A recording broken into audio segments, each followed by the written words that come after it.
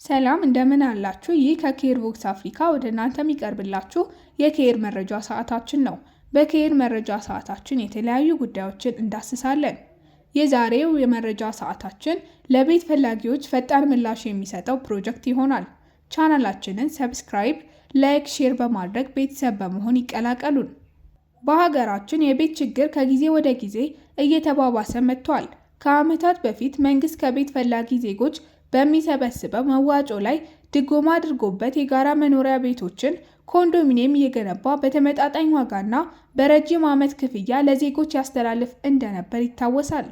ይሁንና ዘርፉ በብልሹ አሰራር የተለጠፈና በመሆኑም በሌሎች ምክንያቶች ዜጎች ከዕለት ጉርሳቸው ቀንሰው ቢቆጥቡም የቤት ባለቤት የመሆን እድላቸው እየራቀ ተስፋ እያስቆረጣቸው ቆይቷል።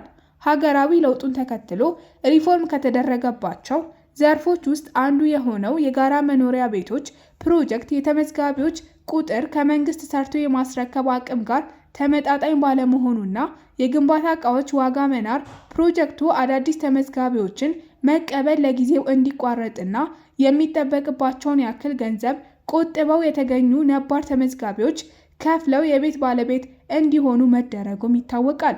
ለሰው ልጅ መሰረታዊ ከሚባሉ ፍላጎቶች ውስጥ አንዱ የሆነው መጠለያ ወይም ቤት በሀገራችን በተለይም በመዲናችን አዲስ አበባ ከዕለት ዕለት ዋጋው እየናረ መጥቷል። በርካታ ተዋናያን ያሉበት የሪል ስቴት ልማት ዘርፍም ታማኝነት ጥያቄ ይነሳበታል። በጣት የሚቆጠሩ በቃላት መሰረት ቤት ገንብተው የሚያስረክቡ አልሚዎች ቢኖሩም የዋጋው ተመጣጣኝ አለመሆን አብዛኛውን የማህበረሰብ ክፍል ተደራሽ ማድረግ የሚችል እንዳልሆነ ይገለጻል። ጠቅላይ ሚኒስትር ዶክተር አብይ አህመድ ታላቁ የኢትዮጵያ ህዳሴ ግድብ መጠናቀቅን ተከትሎ ይፋ ካደረጓቸው የ30 ቢሊዮን ዶላር ፕሮጀክቶች ውስጥ አንዱ በሚቀጥሉት ዓመታት ውስጥ በመላ ሀገሪቱ የ1.5 ሚሊዮን መኖሪያ ቤቶች ግንባታ ነው። ይህ ፕሮጀክት በቤት እጦት ለሚንገላታው ማህበረሰብ ምን ማለት ነው? የዜጎች መሰረታዊ ፍላጎት መሟላት ለጤናማ ማህበረሰብ ግንባታ ምን አስተዋጽኦ አለው? በተባለው ቁጥር ቤቶችን መገንባት የሚቻልበት ነባራዊ ሁኔታስ መንግስት ዜጎች በተመጣጣኝ ዋጋ የመኖሪያ ቤት እንዲያገኙ ማድረግ ከቻለ ይህ በደማቁ የሚጻፍ የስኬት ታሪክ ይሆናል ይላሉ። በተለይም ለአዲስ አበባ ነዋሪዎች ዳገት የሆነባቸውን ቤት የማግኘት ተስፋ የሚያለመልም ፕሮጀክት መሆኑን ብዙዎች ይስማሙበታል። የማህበረሰብ ልማትና የአመራር ሳይንስ ተመራማሪ የሆኑት አቶ ዘላለም ይትባረክ መሰረታዊ ፍላጎቱ የተሟላለት ማህበረሰብ ጤናማና አምራች ዜጋ የሚያፈራ መሆኑን በማንሳት በተመሳሳይ የመሰረታዊ ፍላጎት ጥያቄ የሌለበት ማህበረሰብ ለሙስናና ብልሹ አሰራር የመጋለጥ እድሉ ዝቅተኛ መሆኑን ይናገራሉ። ሁል ጊዜ ባይሆንም ሰዎች ጉቦ ለመቀበላቸው መሰረታዊ ፍላጎትን ለማሟላት የሚል አመክንዮ ማቅረባቸውን ያነሳሉ። ሰው ማህበራዊ እንስሳ ነው። ይህ ማለት በጋራ የመኖርና ለሌሎች የማሰብ ተፈጥሯዊ ባህሪ አለው።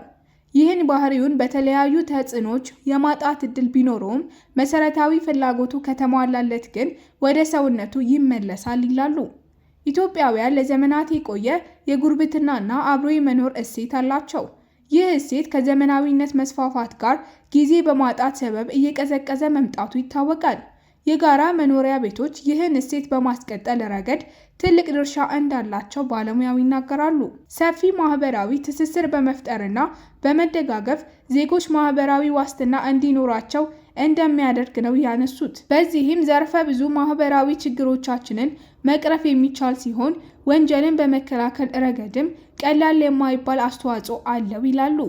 እርስ በርሳቸው በሚተዋወቁ ሰዎች መካከል እንደ ዝርፊያ ያሉ በስነ ምግባርና በማህበረሰብ ሞራል ሲያስጠይቁ የሚችሉ ወንጀሎች የመፈጸም እድላቸው ዝቅተኛ መሆኑን የገለጹት በመንግስት በኩል ይገነባሉ የተባሉ ቤቶች የቤት ችግርን ሙሉ ለሙሉ ይቀርፋሉ ባይባልም ችግሩን በማቃለል ለማህበረሰቡ እፎይታ ይሰጣሉ።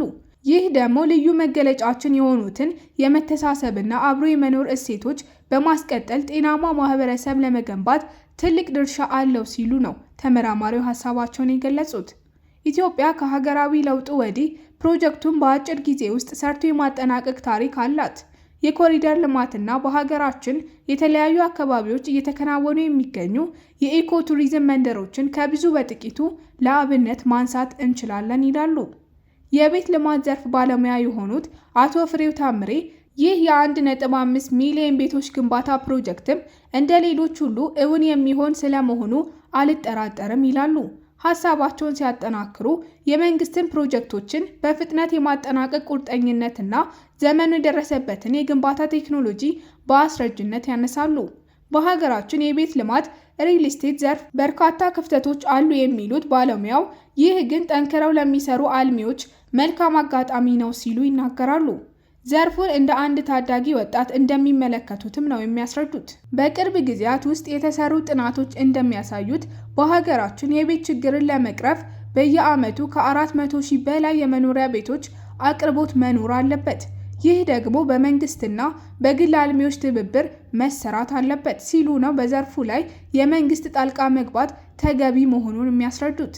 በጠቅላይ ሚኒስትር ዶክተር አብይ አህመድ ይፋ ስለተደረገው ፕሮጀክት መጠነኛ ግንዛቤ አለኝ የሚሉት አቶ ፍሬው ከፍተኛ ቴክኖሎጂዎችን በመጠቀም ተገጣጣሚ ቤቶችን በማስመጣት እንደሚሰራና ይህም ከወጪው ከጊዜ አንጻር አዋጪ መሆኑን ይገልጻሉ። ለዚህ ደግሞ በዘርፉ ላይ ካሉ የተለያዩ ድርጅቶች ጋራ በጋራ የመስራት እድል ይኖራል ብለው እንደሚያስቡ ነው የተናገሩት። የነዋሪዎችን የቤት ጥያቄ ለመመለስ በ2018 ዓመተ ምህረት ከ100 ሺህ በላይ ቤቶችን ለመገንባት መታቀዱን የአዲስ አበባ ከተማ አስተዳደር ከንቲባ ወይዘሮ አዳነች አቤቤ ማሳወቃቸው የሚታወስ ነው። ከንቲባዋ በቅርቡ ዘመናዊ የግንባታ ቴክኖሎጂን በመጠቀም የሚገነቡ የ26000 ቤቶች ግንባታን ማስጀመራቸው ይታወሳል። የመንግስት ቁርጠኝነት፣ ፕሮጀክቶችን በአጭር ጊዜ የማጠናቀቅ ተሞክሮና ዘመኑ የደረሰበት የግንባታ ቴክኖሎጂ ተደምሮ ሀገራችን ከምንጊዜውም በላይ የመኖሪያ ቤቶችን ችግር መቅረፍ የሚቻልበት ጊዜ ላይ መሆኗን እንደሚያምኑም ገልጸዋል። መንግስት ቅድሚያ ከሚሰጣቸው ጉዳዮች ውስጥ የዜጎች መሰረታዊ ፍላጎት የሆነው የመኖሪያ ቤት አንዱ ሆኖ መገኘቱ የማህበረሰብን እሴት ከመጠበቅና ዘርፉን ከመምራት አንጻር ትልቅ ፋይዳ ያለው መሆኑን ባለሙያዎቹ ተናግረዋል። ባለሙያዎቹ 1.5 ሚሊዮን ቤቶች መገንባትም በከተሞች የሚታየውን አንገብጋቢ የቤት እጥረትና የዋጋ መናር በእጅጉ የሚቀንስ ይሆናሉ። የቤት ፈላጊዎችንም ደረጃቸውን የጠበቁ የቤት ተጠቃሚም ያደርጋቸዋል ብለዋል። ዘገባው የአዲስ ዘመን። የከይር የመረጃ ሰዓታችን ይህንን ይመስል ነበር። በሌላ ጊዜ በሌላ መረጃ እስከምንገናኝ ድረስ ቻናላችንን ሰብስክራይብ እንዲሁም መረጃው ለብዙዎች እንዲደርስ ላይክ እና ሼር ማድረጋችሁን አትርሱ። ሰላም ቆዩን።